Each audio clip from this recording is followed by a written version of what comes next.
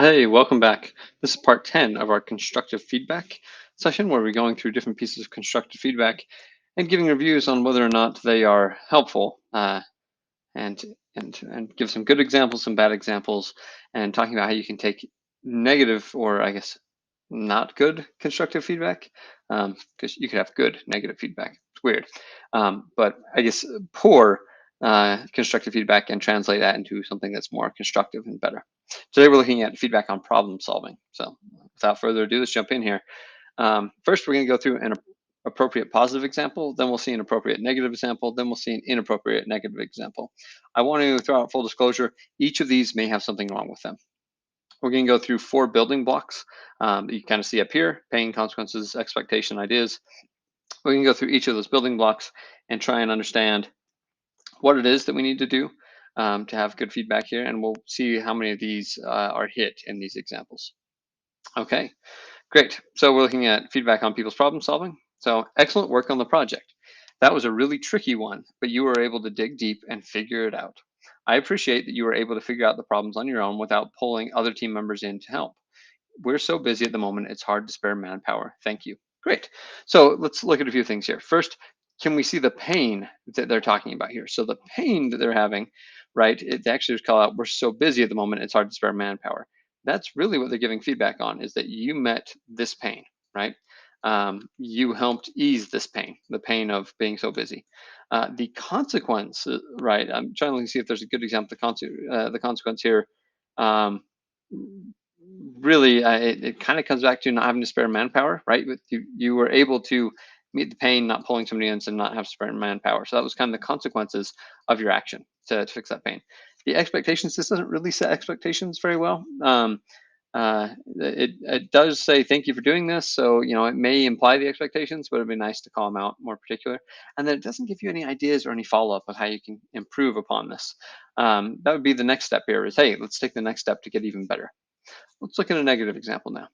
You're an incredibly resourceful and intuitive person, so next time I'd like to see you work on this issue a little longer before asking for help. Hmm. Tony has fallen behind in his work now. I'm confident if you thought about it a little longer, you would have cracked. Do you think you would have got there? Um, this is interesting. This is an interesting piece of feedback. First, like it sets expectations of you being resourceful and intuitive, and also, shows confidence. Um, uh, hmm, this is an interesting one for me. Um, right, like it does kind of point out the pain, and I do love how it shows the consequences. Right, because you asked for help, Tony's fallen behind. I do not like the feedback in general of saying don't ask for help, because what often happens is people toil way too long um, working on something before asking for help, and if they ask for help, they'll be done in 2 minutes. So it's a little bit of a hard one for me. And this is interesting. I do find it interesting, this question here. Kind of, I'm trying to figure out if it's rhetorical, if the actual answer. Like, do you think you would have gotten there? Like, this is an interesting balance because, like, sure, I may have gotten there, but it may have taken me 3 weeks, and then I would be behind. Um, this is interesting feedback. Let's look at a completely negative example.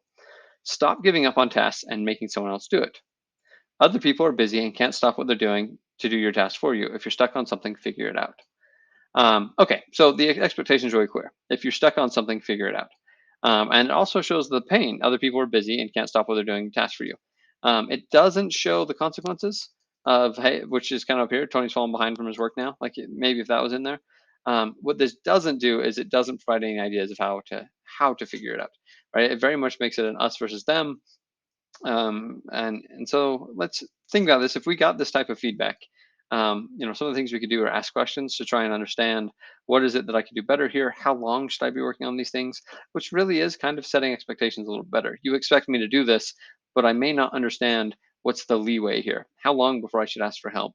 How far behind should I get working on something before I encroach on somebody else's time? So kind of interesting.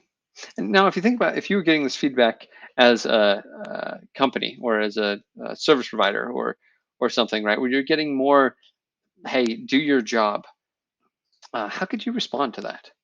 Um, I think one clear way would be trying to help people understand what did they expect, right? Again, with those expectations, and and how much of this is a shared responsibility and how much it lies on us personally. Um, It's an interesting area to try and get feedback around. If you have any suggestions here, leave them in the comments. I'd love to hear such suggestions of how to give feedback on this topic a little bit better and how to receive feedback on this topic better. I think almost everyone I know, believes they're good problem solvers, and so getting feedback to say, "Hey, you give up too easily," that could be hard. Um, and most good cultures I know encourage you asking for help at the beginning. So this may be an example where the feedback here isn't good feedback and shouldn't ever be given in general, regardless of whether this is constructive or not.